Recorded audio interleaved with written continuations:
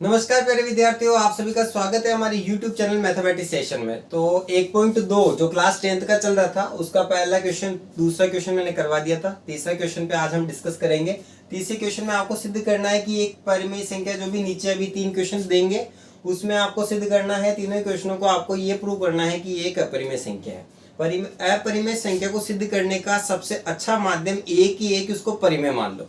और ये क्वेश्चन, ऐसे क्वेश्चन बार बार बोर्ड की परीक्षा में आ रहे हैं। स्कोरिंग नंबर है, बड़ी आसानी से एक बार लैंग्वेज को थोड़ा सा उतारना और उसको समझना आना चाहिए, बड़ी आसानी से क्वेश्चन हो जाता है। तो घबराना बिल्कुल भी नहीं है ना। तो सबसे पहले एक बटे रूट दो माना, 1/√2 एक क्या है? परिमेय संख्या है।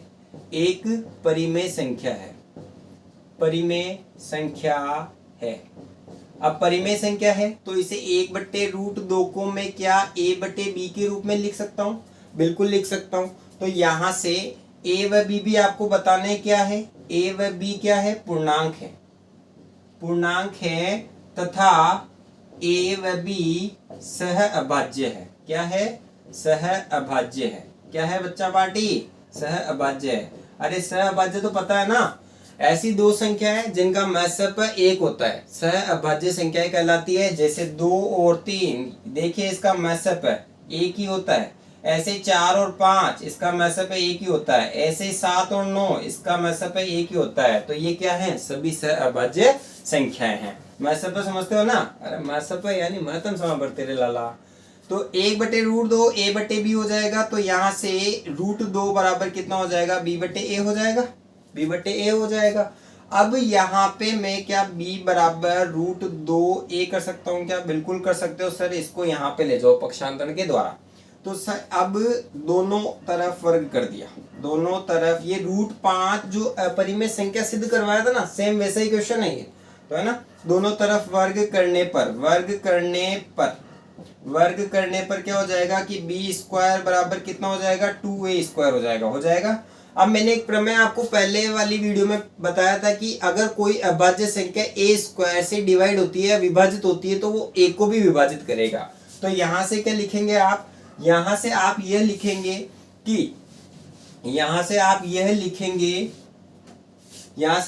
कि b² 2 से विभाजित होता है, 2 से विभाजित होता है, तो b 2 से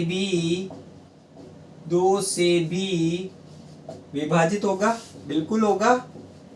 अरे 2 से भी विभाजित होगा। तो यहां से मैं क्या कर दूंगा? यहां से इसको समीकरण नंबर 1 मान लीजिए आप, है ना। विभाजित होगा तो यहां से क्या मैं b बराबर 2k लिख सकता हूं क्या? ये चीज समझ में आई या नहीं आई? अरे भैया b अगर 2 से विभाजित होगा तो कोई ना कोई भागफल तो आएगा ना। जैसे मैंने बोला कि 4 अगर 2 से विभाजित है तो क्या 2 बार विभाजित है, तो भागफल कितना आया? 2 आया।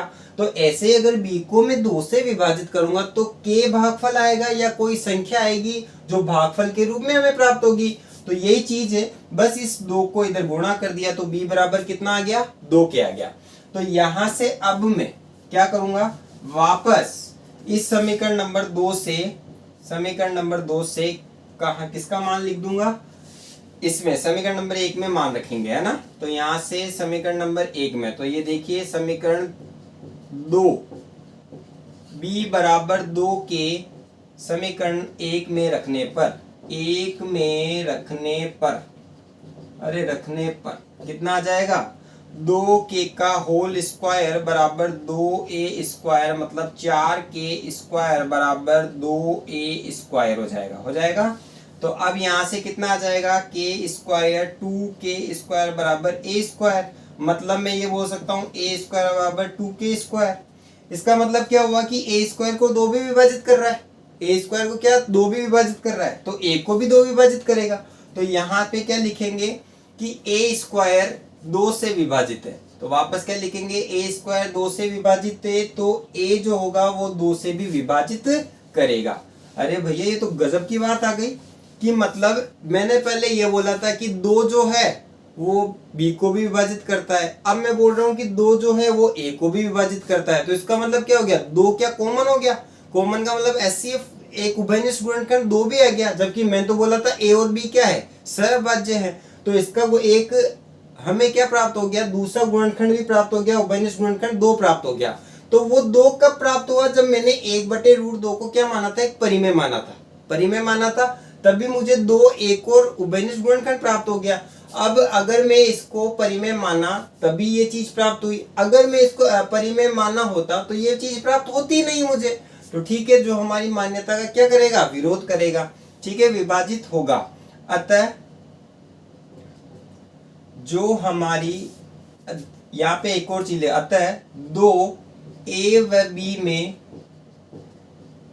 में एक उभयनिष्ठ गुणनखंड है, उभयनिष्ठ गुणनखंड है। लेकिन ए व बी तो क्या है, ए व बी सहअभाज्य है, सहअभाज्य है। अब सहअभाज्य है तो ठीक है। अब दूसरी चीज यहाँ पे क्या लिखोगे कि भाई लैंग्वेज ही है जो इंपॉर्टेंट है इसमें, बस वही लिखनी सीखनी है। जबकि अब सहअभाज्य, जबकि 2 एक उभयनिष्ठ गुणनखंड प्राप्त हो गया, जबकि ए और बी तो क्या है, सहअभाज्य है। जो हमारी मान्यता का क्या करेगा, जो हमारी मान्यता का विरोध करेगा, मान्यता का विरोध करेगा। क्या करेगा बच्चा पार्टी, विरोध करेगा, है ना, विरोध करेगा। कि जो हमारी मान्यता क्या मानी थी, अरे भाई ये मानी थी ना 1/√2 क्या है, एक परिमेय संख्या मानी थी। अरे मानी थी या नहीं मानी थी, मानी थी, तो परिमेय संख्या मानी थी। तो जबकि ये निकली क्या, अपरिमेय संख्या, और ये भी सिद्ध यही तो करना है कि अपरिमेय संख्या है। तो जो हमारी मान्यता का विरोध करता है, अतः 1/√2 एक अपरिमेय संख्या है। अरे भाई लैंग्वेज है बस, थोड़ा सा और कुछ नहीं है, अपरिमेय संख्या है। आराम से समझना है इस क्वेश्चन को, तो आराम से समझ में आ जाता है। ठीक है, आप इसको नोट डाउन कीजिए, फिर देखते हैं। हाँ तो बच्चा पार्टी इसी का तीसरे का दूसरा क्वेश्चन देखेंगे। अब दूसरा क्वेश्चन क्या कहता है कि इसको ही वापस अपरिमेय सिद्ध करना है। थ्योरी मैंने पहले ही लिख दी है, केवल समझाना ही होता है, क्योंकि थ्योरी के वाले क्वेश्चन है तो ज्यादा लोड लेने की नीड नहीं है। सारे क्वेश्चन एक ही पैटर्न पे चल रहे हैं, है ना, तो लोड लेने की बिल्कुल टेंशन ही नहीं है। बस समझना है क्या है, 7√5 को क्या मानना है, वापस परिमेय मान लो, लास्ट में जाके क्या कर देंगे, ये अपरिमेय, है ना। बस यही चीज करते हैं अपन, गलत जो मानते हैं उसी को गलत सिद्ध कर देते हैं। ठीक है, तो 7√5 बराबर a/b है, a/b है तो क्योंकि p/q के रूप में परिमेय संख्या को हम व्यक्त कर सकते हैं। अब यहाँ पे a व b क्या है, a व b पूर्णांक है, ये ध्यान रखें आप, है ना, पूर्णांक है। तो a व b पूर्णांक है, ठीक है। तो √5 बराबर a/7b। अब आप एक बात बताइए कि 7 को किसी भी पूर्णांक से गुणा करूं तो पूर्णांक क्या आएगा, तो a/7b भी एक परिमेय संख्या हो जाएगी, क्योंकि a भी पूर्णांक है, 7b भी पूर्णांक है, तो ये एक परिमेय संख्या हो गई। अगर ये एक परिमेय संख्या है तो ये भी एक परिमेय संख्या है। लेकिन अभी थोड़ी देर पहले ही मैंने सिद्ध किया है कि थोड़ी देर पहले क्या, इससे पहले वाली वीडियो में सिद्ध किया था कि √5 तो एक परिमेय संख्या है।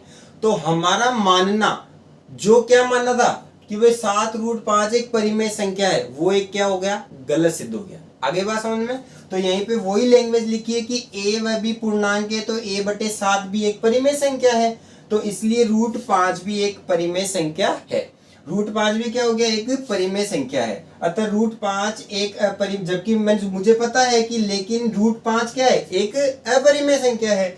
तो यहाँ पर हमारी मान्यता का विरोध हो गया। क्या मान्यता थी कि ये एक परिमेय संख्या है, उसका विरोध हो गया। अतः 7√5 एक क्या है, अपरिमेय संख्या है। ठीक है, ये बहुत ही आसान है, ध्यान रखें। क्वेश्चन आएगा ही आएगा, तो आएगा ही आएगा। मैंने पहले बोल दिया बोर्ड की परीक्षा में हर बार रिपीट हो रहे हैं क्वेश्चन, तो एक क्वेश्चन है और लैंग्वेज सबकी सेम है, बस ये ध्यान रखनी है कि √5 है, 7/5 ये चीज है। तो आप इसको नोट डाउन कीजिए, फिर देखते हैं नेक्स्ट क्वेश्चन। हाँ तो बच्चों तीसरा क्वेश्चन देखिए, इसी का ही तीसरा क्वेश्चन क्या है, तीसरे का तीसरा ही है कि 6 + √2 को एक अपरिमेय सिद्ध करना है। वही वापस उल्टा मान लो, परिमेय मान लो। परिमेय मानना है 6 + √2 एक परिमेय संख्या है, अतः 6 + √2 a/b। अरे समझ में भी आता है या नहीं आ रहा है, ये तो बताओ भाई।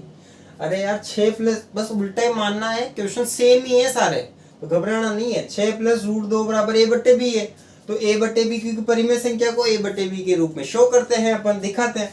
तो ये 6 को उधर भेज दूंगा। अब ये भी पूर्णांक है, ये भी पूर्णांक है, तो a बटे b तो एक परिमेय है। अब परिमेय संख्या में से वापस परिमेय जाता है तो हमेशा परिमेय आता है, तो मतलब ये वाली क्वांटिटी, ये वाली जो संख्या है ये तो परिमेय सिद्ध हो गई।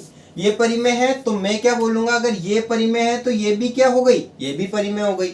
लेकिन मैं जानता हूं कि इसी क्वेश्चन का पहला क्वेश्चन किया था कि मैंने √2 एक अपरिमेय संख्या होती है, सिद्ध भी किया था इस चीज को। तो वही चीज है कि √2 क्या है, एक अपरिमेय संख्या हो जाएगी।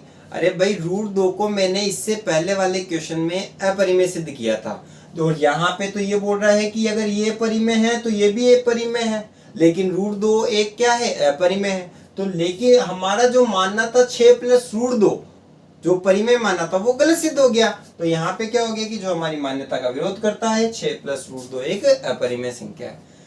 सारे सेम क्वेश्चन है, घबराना बिल्कुल नहीं है, बस एक बार लैंग्वेज लिखना और समझना आना चाहिए। लैंग्वेज अगर समझ में आ गई तो ये क्वेश्चन बहुत इजी पड़ते हैं और बहुत आसानी से किए जा सकते हैं, है ना। यूक्लिडियन लेमा है जो आपके सिलेबस से हट गया है, यूक्लिडियन जो प्रमेय है वो भी एक होती है इसमें जो आपके सिलेबस से हट गया है।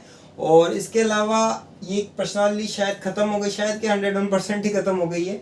तो अब आपको इसको बार बार दोहराना है। इसकी मैंने एक प्लेट लिस्ट पहले ही डाली हुई है जिसमें इन सारे क्वेश्चनों को, ये सारी वीडियोस को एक क्रम में मैंने जमाया हुआ है। आप इनको आराम से देखें और वीडियो को लाइक और शेयर करना बिल्कुल नहीं भूलें। अगर आप नए हैं इस चैनल पे तो आप सब्सक्राइब भी कर दें, क्योंकि ये सब हमारी मेहनत होती है और मेहनत के पीछे एक ही उद्देश्य होता है कि बच्चों का भविष्य होता है। तो बस आप उसी चीज को ध्यान में रखते हुए इनको पढ़िए, बार बार दोहराइए। जो चीज समझ में नहीं आए वो कमेंट बॉक्स में डालिए। इसी के साथ आज का ये सेशन खत्म होता है। अब हम नेक्स्ट वीडियो में नेक्स्ट प्रश्नावली पढ़ेंगे। तो आज की वीडियो में सिर्फ इतना ही।